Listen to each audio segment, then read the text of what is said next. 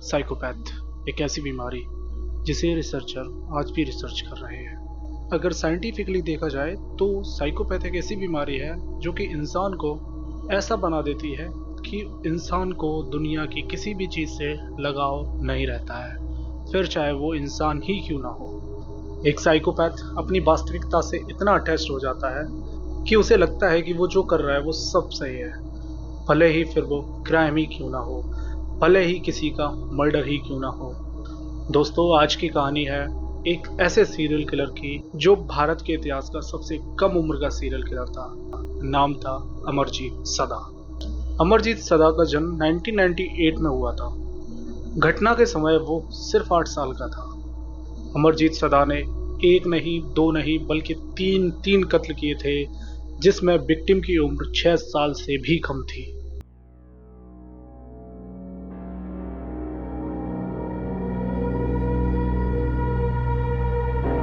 Hello दोस्तों, welcome back to my channel. मैं आपका होस्ट एंड दोस्त विवेक चौधरी।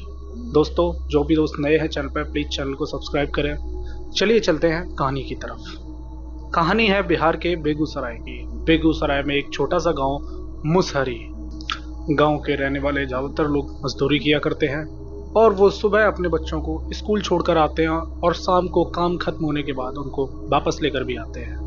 और ऐसा ही होता है चुनचुन देवी और उसकी लड़की खुशबू के साथ। खुशबू की उम्र मात्र 1 साल थी।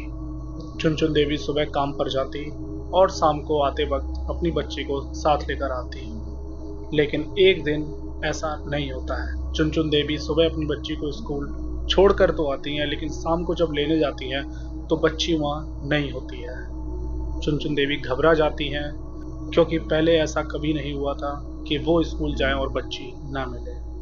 एक माँ की फिक्र इतनी कि वो पागलों की तरह आने जाने वालों से अपनी बच्ची का पता पूछ रही थी। इतने में ही सदा परिवार का एक व्यक्ति आता है और उसे बताता है कि उसे पता है शायद उसकी बच्ची कहाँ पर है। पहले तो वो चुनचुन देवी को पुलिस स्टेशन लेके जाता है, क्योंकि ये गांव की पहली नहीं, दूसरी नहीं, बल्कि तीसरी वारदात थी। उस गांव की 2 और बच्चियां पहले से गायब थी। पुलिस जैसे ही ये बात सुनती है, पुलिस तुरंत हरकत में आती है और जो व्यक्ति चुनचुन देवी की मदद कर रहा था वो पुलिस को एक प्लेग्राउंड में लेकर जाता है, जहां पुलिस पहली बार 8 साल के अमरजीत सदा से मिलती है। पुलिस उससे पूछती है क्या उसने खुशबू को देखा है, लेकिन अमरजीत कुछ भी नहीं बोलता है। बस उसके चेहरे पे एक डरावनी सी मुस्कान थी। उसके बाद पुलिस को लगता है कि इस बच्चे को शायद कुछ तो पता है और वो अमरजीत को अपने साथ ले जाती है। आमतौर पर पुलिस स्टेशन जाने वाले बच्चे घबरा जाते हैं, लेकिन अमरजीत के साथ बिल्कुल उल्टा था। वो पुलिस स्टेशन जाके घबरा नहीं रहा था, वो वहाँ चीजों को ऑब्जर्व कर रहा था। एक खास बात यहाँ पर और है, जब भी कोई पुलिस वाला पूछताछ के लिए आगे आता तो चरणजीत उससे सिर्फ इतना ही बोलता कि पहले बिस्किट लाओ, तभी मैं कुछ बताऊंगा। जैसे ही एक पुलिस वाला अमरजीत के हाथ में बिस्किट का पैकेट थमाता है, अब अमरजीत बोलना शुरू करता है। अमरजीत बोलता है कि हाँ, मुझे पता है खुशबू कहाँ है। वो बोलता है खुशबू अब मर चुकी है। अमरजीत बोलता है कि हाँ, मैंने ही खुशबू को मारा है। बस इतना ही सुनने पर पुलिस और वहाँ खड़े जितने भी लोग थे वो सब दंग रह जाते हैं, क्योंकि अमरजीत ये सब बातें ऐसे बता रहा था जैसे कि कुछ हुआ ही ना हो। इसके आगे अमरजीत बताता है कि हाँ, खुशबू स्कूल में ही थी और मैं उसे वहाँ से उठा लाया था।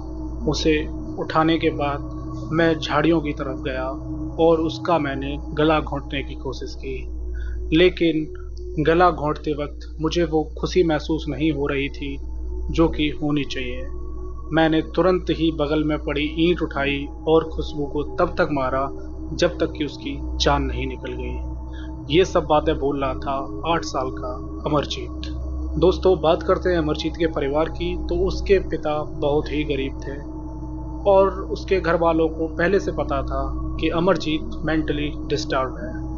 उसके दिमागी हालत की बात उसका परिवार भली भांति जानता था, क्योंकि खुशबू से पहले अमरजीत ने 2 और लड़कियों का कत्ल किया था, जिसमें एक उसकी सगी बहन थी और एक थी चचेरी बहन। सगी बहन तो सिर्फ 6 महीने की थी, जिसको अमरजीत ने घर में ही मार डाला था। लेकिन 2008 में खुशबू को मारकर अमरजीत भारत के इतिहास का सबसे कम उम्र का सीरियल किलर बन जाता है।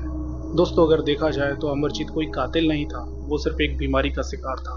दोस्तों गलती तो उसके घर वालों की थी यहाँ पर, कि जब वो सब कुछ जानते थे और उनके घर में ही 2 कत्ल वो कर चुका था, तो ये खबर उनको पहले ही पुलिस को देनी थी, जो कि उन्होंने बिल्कुल भी नहीं दी। एक साइंटिस्ट ने तो अमरजीत को सैडिस्ट भी कहा है। मतलब सैडिस्ट का मतलब होता है कि एक ऐसा व्यक्ति जिसको इंसान को मारकर प्लेजर मिलता है, इंसान को मारकर खुशी मिलती है। जब पुलिस अमरजीत को ले जाती है तो इंडियन कॉन्स्टिट्यूशन के हिसाब से उसको जेल नहीं होती है, उसको 18 वर्ष की उम्र तक एक बाल सुधार गृह में रखा जाता है, और जब वो 18 साल का होता है तो उसको रिहा कर दिया जाता है। अमरजीत आज भी एक नई पहचान के साथ नए शहर में रह रहा है और अपनी ज़िंदगी जी रहा है, और आज कोई नहीं जानता कि वो कहाँ है और क्या कर रहा है।